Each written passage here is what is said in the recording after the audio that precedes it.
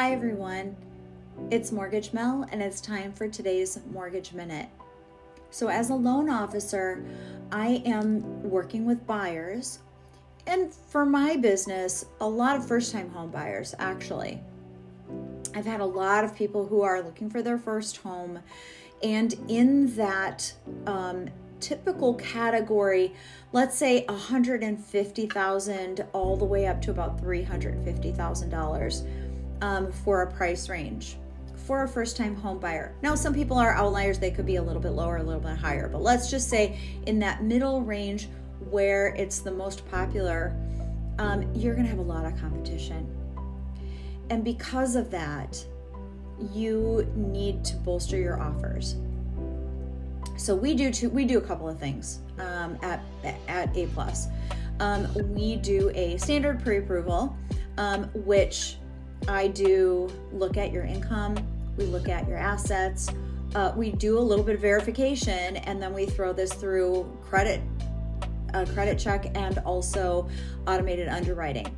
And the pre-approval says that we've done all of those things, and I'm very sure by the time that I'm done with that the loan's going to be successful and everything's going to be good. But a seller is looking for more assurances in some cases. So we also offer something called a certified approval, which other lenders do, right? There are some other things out there that are similar. So if you're in Wisconsin and Florida, I can help you. If you're in other states, ask your lender if they offer anything like this, okay? So I'll tell you what we have. It's called a certified approval. And what we basically do is collect everything we would collect for your loan to process it. And then I send it to a senior processor who then verifies everything, right? Looks through all the documentation just like I do. And then she or he do some additional things in the background to verify. So they're looking into the assets, the bank statements, they're maybe doing a verification of employment. So they're doing a little bit more in the background. By the time you get that, the verbiage on that certified approval is different. So you're going to get a letter that then says, it's gone through A+ underwriting, and we've verified all of those things. That gives the seller a few more assurances. One thing I want to caution you about, though, is if you're going to be waiving some of your contingencies. So if you decide to waive your inspection contingency, as an example, then I recommend you go and get a home warranty. And there are many companies that offer good home warranties. Ask your realtor. They'll be able to find one for you, because you do want to be protected just in case. Because when you're walking through a house, you're not checking the electrical. You're not looking at every shingle on the roof. You're not looking at the basement with eyes that know. And so you might get stuck with some repairs. It did happen in our first house.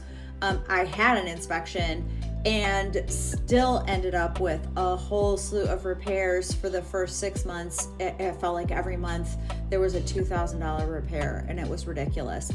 And if you've really stretched to purchase that house, that's a real bummer. So something like that could really help you. Now, if you decide to waive your appraisal contingency, then we're looking at you potentially having to pay any gap. So let's say the house comes in at a value of $200,000 and your purchase price was $210,000, you may very well have to make up that appraisal gap. So do consider these things before you start waiving things on your offer to purchase. So to conclude for today, it's a tougher market at this point. We're early in 2024. I anticipate it's going to be a great year, but I do want to put you in the position where you're going to be the very strongest. So either contact me in Wisconsin or Florida, or contact a lender in your area. Ask them if they have one of these more bolstered pre-approvals in whatever way you can to help with your offer, and keep those other things in mind. Talk to your realtor so you're in the best possible position. Talk to your lender so that you have all of the information up front. Ask lots and lots of questions so you're going in with your best foot forward. Have a great day, and I wish you the best on your home search.